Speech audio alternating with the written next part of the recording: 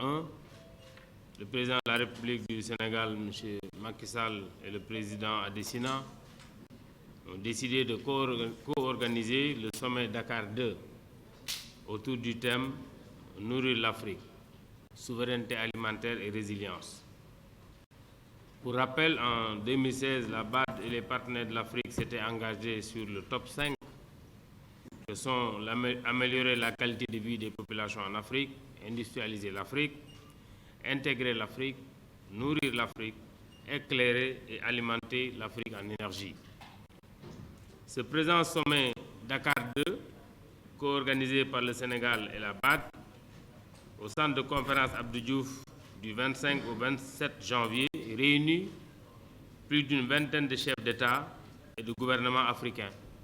Le président de la BAD, le directeur général de la FAO, le président de la BID, le président de l'Irlande, la Serbie et d'éminents experts dans différents domaines dont l'agriculture, l'élevage, la pêche, l'aquaculture, l'économie, la coopération et les finances, pour donner une nouvelle confirmation à l'engagement du président Macky Sall dans son élan de faire de l'agriculture ou du secteur primaire un moteur de développement et de la souveraineté alimentaire un objectif de premier plan. Ce rendez-vous mondial qui coïncide avec le mandat de son Excellence à la tête de l'Union africaine trouve tout son sens pour du donner et du recevoir. N'est-ce pas une impulsion des décideurs, une symbiose des acteurs, des exposants à ce sommet pour discuter du thème « Nourrir l'Afrique, souveraineté alimentaire et résilience ». Chers invités, au-delà de l'hospitalité légendaire, le Sénégal entend changer des paradigmes dans le domaine agricole au sens large du terme. Au nom du chef de l'État et conformément à la lettre de mission qu'il nous a confiée, je peux réaffirmer que nos acquis seront consolidés et de nouveaux paris seront relevés. Le Sénégal vient de se doter d'une nouvelle stratégie de souveraineté alimentaire, d'un pacte national qui sera présenté par le chef de l'État lors du sommet de Dakar 2, d'une nouvelle dynamique des acteurs et d'un soutien indéfectible de ses autorités. Le sommet Dakar 2 est donc un événement continental axé sur l'action, engageant les chefs d'État et de gouvernement africains afin de mobiliser les ressources des gouvernements, des partenaires techniques et financiers, du secteur privé et des collectivités territoriales pour exploiter le potentiel agricole et alimentaire de l'Afrique. Vous conviendrez avec moi que le monde a besoin de l'Afrique pour régler la question de la faim, comme le stipulent les objectifs du développement durable. Conscient de la problématique de l'heure, après une évaluation des crises liées à la pandémie de Covid-19, la guerre ukraino-russe, Monsieur le Président Macky Sall, président de la République du Sénégal et par ailleurs président en exercice de l'Union africaine, a instruit le gouvernement du Sénégal à formuler une stratégie nationale de souveraineté alimentaire consensuelle, pragmatique et durable. Cette forte volonté, doublée d'un engagement de tous, appelle la définition d'une politique agricole et alimentaire durable qui vise à intensifier les systèmes de production alimentaire et de production végétale, animale et halieutique prioritaires pour assurer une souveraineté alimentaire durable et de créer des emplois décents aux jeunes et aux femmes. Au sommet de Dakar 2, une quarantaine de pays africains défendront leurs pactes nationaux devant la BAD et les différents partenaires techniques et financiers. Madame la vice-présidente, messieurs les ministres, chers participants, mesdames et messieurs de la presse nationale et internationale, nous nous soumettons à vos questions et interrogations. Je vous remercie.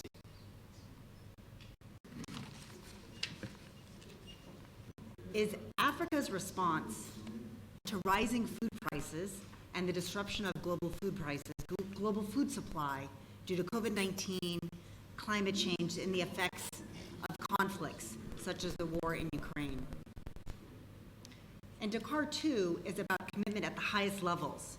It's about financial commitments by development partners and investment by the private sector to deploy the best food production technologies at scale and to build critical road infrastructure, storage infrastructure, and enact policies that create incentives for all actors in the commodity supply chain.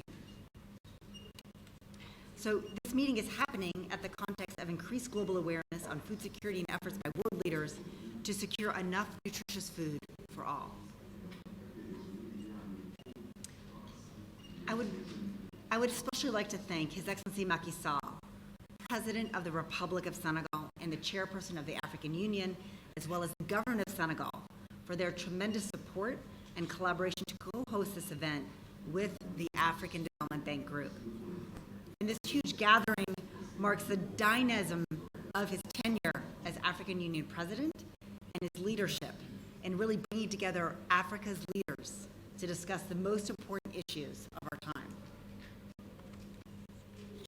So I'd really like to congratulate His Excellency the Minister for the excellent collaboration between the African Development Bank and the Ministry to really support the transformation of agriculture and the achievement of food sovereignty in Senegal. And I'd really like to just really congratulate you on the excellent quality of the projects and the tremendous results received with the portfolio.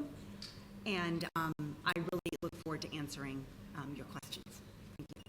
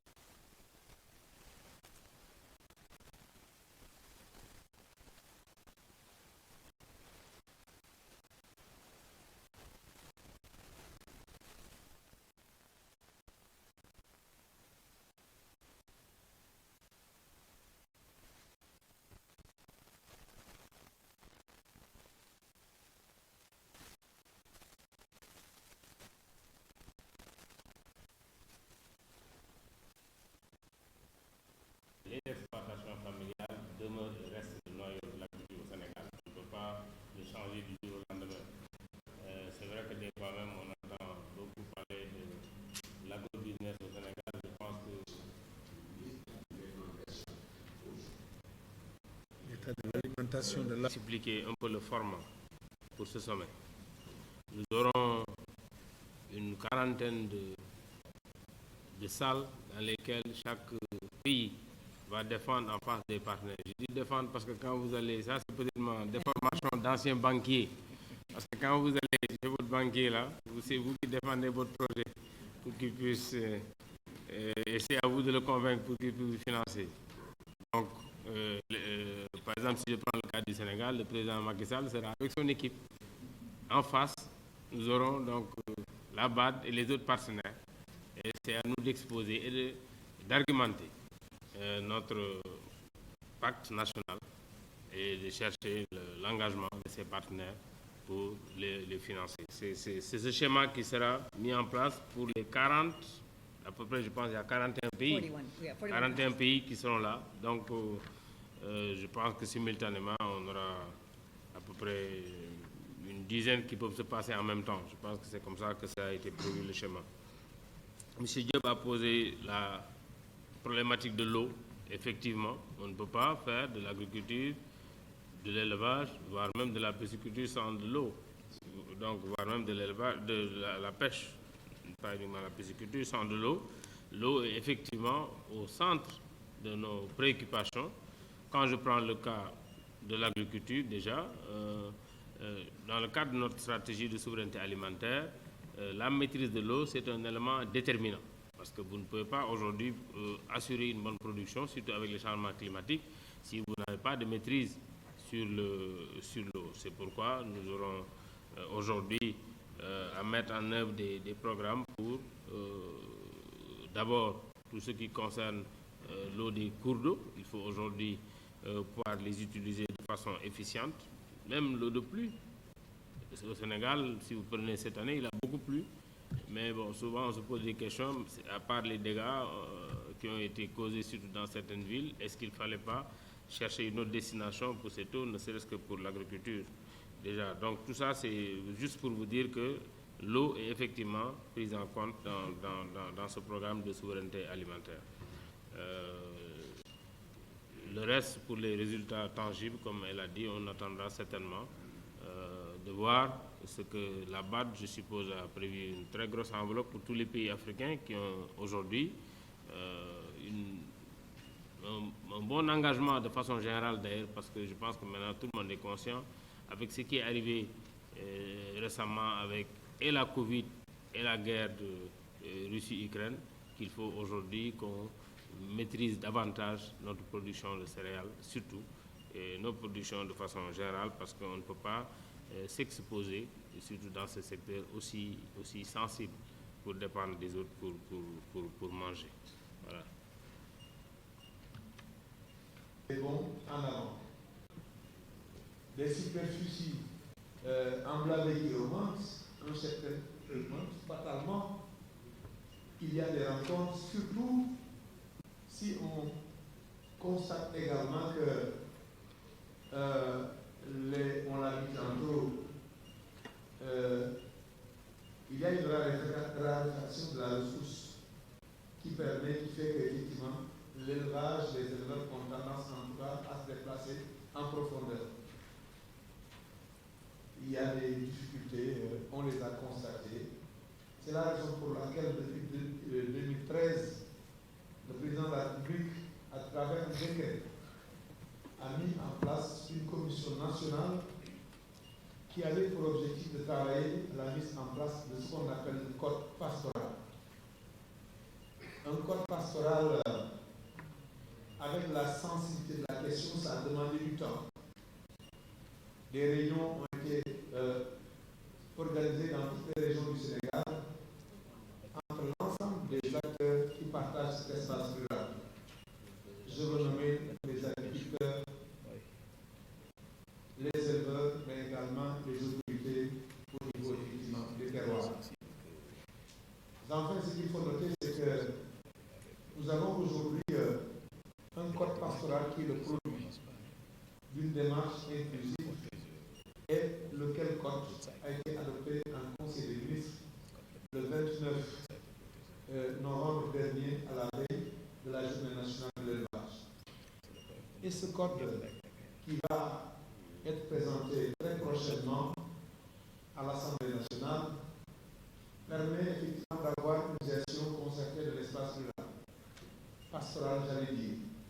Et je pense qu'effectivement, au regard du contenu de ce code, nous pensons les conflits entre éleveurs et agriculteurs, car si ces conflits ne disparaissent pas, nous allons avoir tout au moins des mécanismes actés, légaux, qui permettront en tout cas de gérer les crises qui naîtront effectivement de ces conflits. Le deuxième point soulevé, c'était lié en tout cas pour savoir est-ce qu'il y a eu des pertes d'animaux à l'occasion des pluies que nous avions notées vers la fin du mois de novembre. Bon, heureusement, il n'y a pas eu de pertes. Donc, le dispositif de surveillance que nous avons sur place n'a pas, en tout cas, acté à ce jour de pertes d'animaux, en tout cas, qui sont liés à ce phénomène-là. Enfin, il a parlé des feux de brousse, du feu de brousse, en particulier qui a été enregistré récemment au niveau du ranch de Loli. J'en viens comme ça. J'ai passé toute la journée du vendredi passé, donc sur instruction du président de la République, pour faire le point justement de ce feu. Je dois rappeler que le ranch de Loli est un dispositif extrêmement important pour l'élevage c'est une zone de refuge en période sèche pour notre cher terre. C'est la raison pour laquelle le chef d'État a consenti un investissement global de l'ordre de 13 milliards pour clôturer le ranch, décloisonner le ranch par rapport à Linguère, par rapport à Dala, par rapport également à Touba. Installer, disons, une unité de la gendarmerie, une unité des eaux et forêts et un dispositif effectivement hydraulique avec une canalisation, donc pour en tout cas mailler tout l'espace. Évidemment, avec un tel dispositif, il y a des tentations, parce qu'effectivement la ressource elle est là. Maintenant, ce qu'il faut, c'est qu'effectivement, il faut pérenniser ce dispositif en faisant quoi? En mettant en place un modèle de gestion. Nous avons travaillé sur la question depuis quelques années, de manière inclusive, et dans les 3 prochaines semaines, nous allons vers un atelier de validation de ce consensus qui permettra effectivement de mettre en place un modèle de gestion qui prendra en compte ces investissements et fera en sorte que le ranch de Doli va être un outil qui va servir davantage à l'élevage du Sénégal et par conséquent préserver effectivement ce pâturage-là, etc., etc. Voilà un peu effectivement ce que je pouvais dire par rapport à ces 3 points d'attention. Merci beaucoup, Monsieur le ministre. Nous serons donc dans 48 heures, donc c'est le mercredi, au niveau du CICAD avec, comme on l'a dit tout à l'heure, une vingtaine de chefs d'État. Nous avons également beaucoup de représentations d'institutions qui vont venir répondre à cet appel de son Excellence, M. le Président de la République, de M. Adesina de la BAD, avec ce thème important sur la souveraineté alimentaire.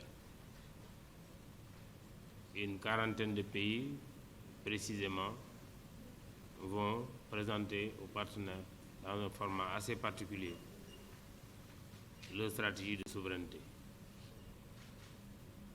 Il en sera de même aussi pour le Sénégal qui abrite ce sommet. Et les attentes sont importantes.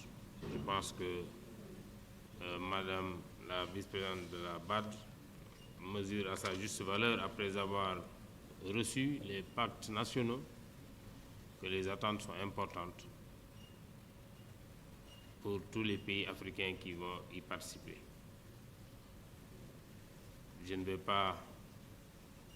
peux même pas d'ailleurs dire ce qu'on aura comme résultat. J'espère que nos partenaires vont nous accompagner et que les résultats seront à la hauteur de nos attentes.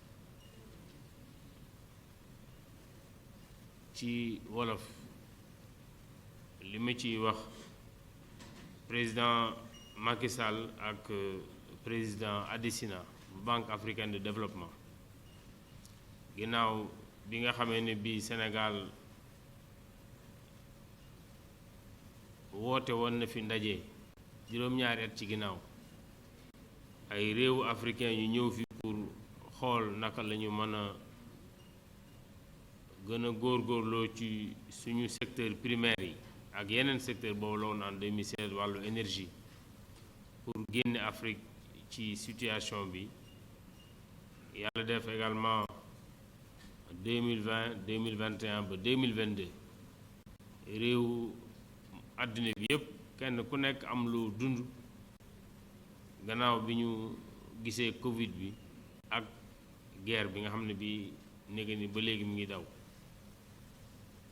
loolu nag moo waraloon président de la République ak président BAD ñu ne nañu organiser benn sommet fii ci Dakar